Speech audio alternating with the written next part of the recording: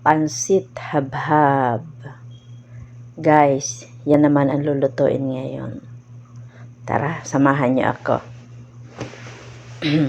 Ayan, naigisa ko ng mga gulay. Nagpakulo na rin ako ng tubig na may flavor. Nilagay ko na mga ingredients. Ngayon naman ay nilalagay ko na ang pansit habhab. Ang bawat isang balot niyan ay kalahating kilo. So, 2 balot ang lulutuin ko. Kaya, ito ay 1 kilo. O, diba? Galing ko sa mathematics. Ayan na. Katagal ko naman maglagay ng kahirap tanggalin sa plastic. Ayan.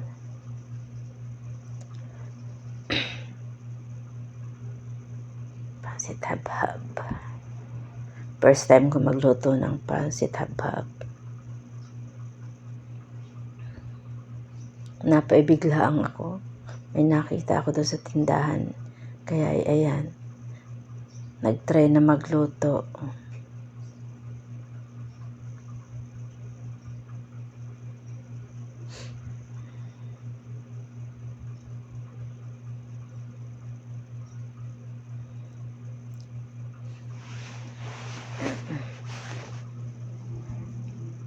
Masarap palang iluto ang pansit habhab. Hindi siya madaling mapanis.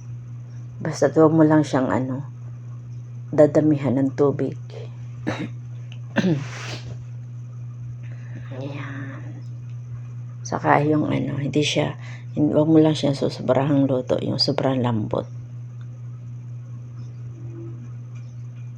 Ayan, halo-halo lang. Ayan.